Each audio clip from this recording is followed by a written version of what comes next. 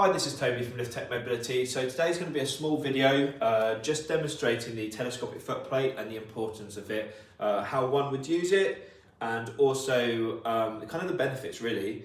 So the main reason people would want a telescopic footplate is so you're not restricted on comfort. On these kind of wheelchairs, they're kind of small, they're compact, but that's for a reason, because you want them to be lighter, you want them to take up less room, you want to be able to travel with them, things like that. So you're never ever going to get the perfect seating position. You know, you can get a near perfect seating position, but there is no such thing as perfect in the mobility world. There's always going to be a slight compromise. But luckily, by having the telescopic footplate, it means you have less of a compromise. It means you can still go for a smaller chair, for like a Compact Plus, for example, but your legs don't have to be so tucked in and confined, or your knees up by your shoulders or your throat. I'm going to sit in here now. So this is very much a standard electric folding wheelchair. I'm 5'10". I'm probably slightly longer in my leg than I am in my torso. So this is your standard position. This is fine for me, depending what disability I have. Yes, I don't have my whole thigh touching. That's kind of a bit of a myth that you need to have your whole thigh touching anyway, especially depending on the angle of the footplate. If it's dead flat, you need more thigh touching than if you've got an angular footplate, because it supports you in a completely different way. However, for me, with being 5'10", slightly longer leg, I would be more beneficial to have my footplate on level 2. So for me, as you can see, that looks like a nicer seating position. So we're going to talk about how you extend this footplate now. So it's telescopic, so it's on pins. So you just pull your pins out, drop it further to level 1. So your level 1 mimics your standard footplate. Level 2, we slide it on to the next level. That's level 2. And then level 3. So this level would basically be used in shopping centres, as long as you're not going in and out of narrow shops, or beach promenades. Basically long flat areas where you haven't got too much bumps. Because the last thing you want when it's fully extended is lots of bumps where it's flexing. And especially if you weigh a little bit more, your legs are heavy, you certainly don't want to be doing that. I mean, it was originally designed for stationary, so it means you can, like, especially if you've got a recliner, for example. So I'm in a recliner now. Where's the lever? Am I in a recliner? I am in a recliner. Right. So especially if I was to bring that down, when people tend to go back, obviously I'd need a headrest. When people go back on the back of them, they also want to usually stretch their legs out and be more comfortable. So this gives you that advantage.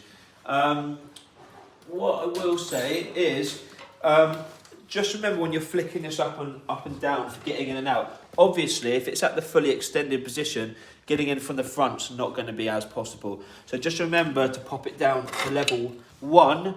If you use a 4-inch cushion and you are longer in the leg, let's just swap this over so you can see.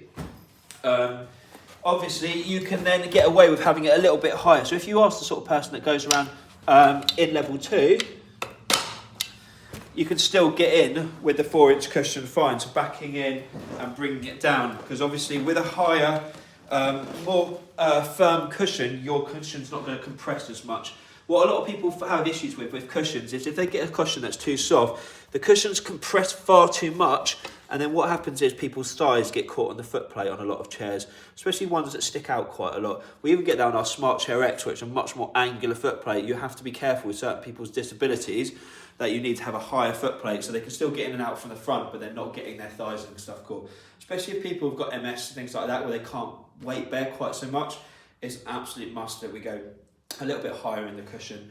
So all you got to be mindful of is if you're going to go up a slope, it's no issue still in level 2. That's not going to make a jot of difference if you're from level 1 to level 2 going up a slope with hitting your footplate. However, if you were to stick it out to level 3 and you wanted to go up a slope and it was very steep, you could catch the footplate on it.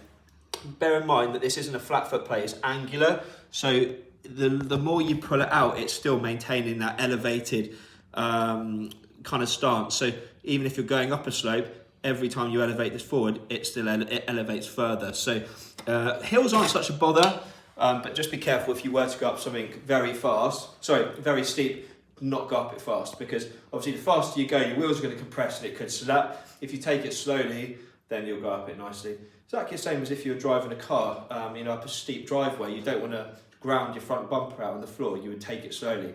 So just be sensible, be cautious, and just take things steady.